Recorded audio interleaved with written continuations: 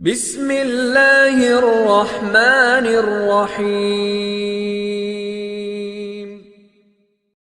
بنی اسرائیل کے دو بھائیوں کا واقعہ بیان کیا جاتا ہے کہ بنی اسرائیل میں دو بھائی تھے، جن میں سے ایک مسلمان تھا اور دوسرا کافر تھا۔ دونوں دریا کے شکاری تھے۔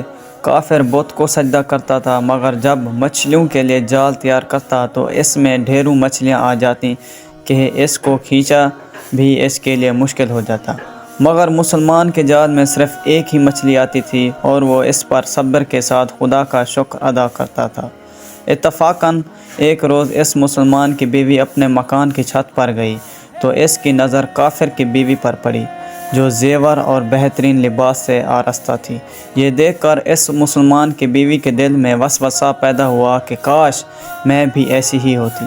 تو کافر کی بیوی بولی، تو اپنے شوہر کو اس پر آمادہ کر لے، وہ بھی میرے شوہر کے معبود یعنی بت کی عبادت کیا کرے، تاکہ تو بھی میری طرح مالدار بن جائے۔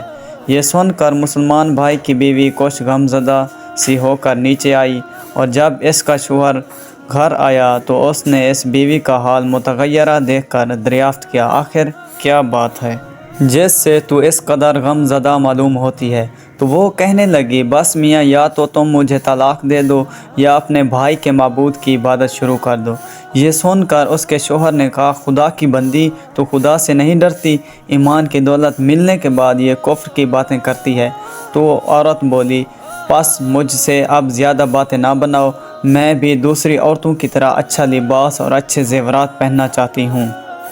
جب اس مرد مومن نے دیکھا کہ یہ عورت ضد پر اتر آئی ہے اور اس کا اصرار حد سے بڑھ چکا ہے تو اس نے عورت کو تسلی دی، کہا، اچھا، گھبرانے کی ضرورت نہیں ہے، میں کل سے کاریگروں اور مزدوروں میں جا کر محنت کر کے تجھے روزانہ 2 درہم دیتا رہوں گا، تو اس سے اپنی حالت درست کر لینا۔ یہ سن کر عورت کو کچھ تسکین حاصل ہوئی اور سویرے ہی وہ مومن مرد مزدوری کی تلاش میں نکلا، لیکن کسی نے اس سے حال تک نہ پوچھا۔ یہ دیکھ کر وہ دریا کے کنارے پہنچا اور شام تک اللہ کی عبادت میں مصروف رہ کر رات کو جب گھر آیا تو بیوی نے دریافت کیا، آج تم کہاں تھے؟ وہ کہنے لگا، میں بادشاہ کی خدمت میں مصروف تھا، اس نے مجھ سے 30 دن کام کرنے کی شرط کی ہے۔ عورت نے کہا، آخر وہ بادشاہ تم کو کیا دے گا؟ تو اس نے جواب دیا کہ میرا بادشاہ بڑا کریم ہے اور اس کے خزانے مال و دولت سے بھرے ہوئے ہیں، وہ مجھے وہ دے گا جو میں چاہوں گا۔ چنانچہ اس طرح برابر وہ اپنے معبود برحق کی عبادت میں مصروف رہا، اور 30ویں رات ہوئی تو بیوی نے کہا، سنو میاں، اگر کل تم نے مجھے مزدوری لا کر نہ دی تو تم مجھے لازمی طلاق دے دینا۔ یہ سن کر اس کو اس قدر پریشانی لاحق ہوئی، اور 30ویں صبح کو اس نے ایک یہودی سے کہا، کیا تم مجھے مزدوری پر لگاؤ گے؟ یہ سن کر یہودی کہنے لگا، ہاں، تم کو مزدوری تو مل جائے گی، لیکن شرط یہ ہے کہ میرے پاس تمہارے کھانے پینے کا کوئی انتظام نہ ہوگا۔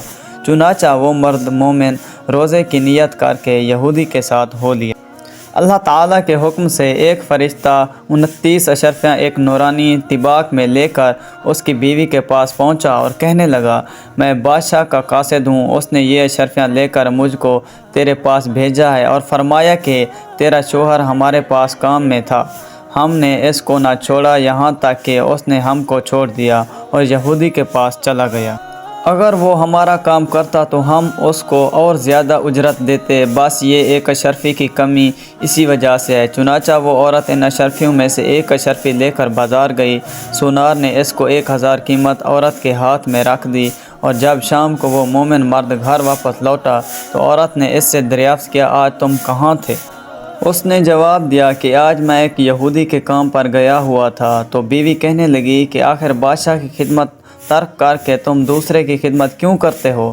پھر اس کو اشرفیاں کا واقعہ سنایا، جس کو سن کر وہ مرد مومن روتے روتے بے ہوش ہو گیا، اور جب اس کو ہوش آیا تو بیوی سے کہنے لگا، افسوس کہ میں بادشاہ 2 جہاں کی خدمت کا حق اپنے اوپر لازمی نہ کیا۔ اس کے بعد اس شخص نے عورت کو چھوڑ دیا اور پہاڑوں پر چلا گیا، جہاں خدا کی عبادت میں مصروف رہ کر اس کا انتقال ہو گیا۔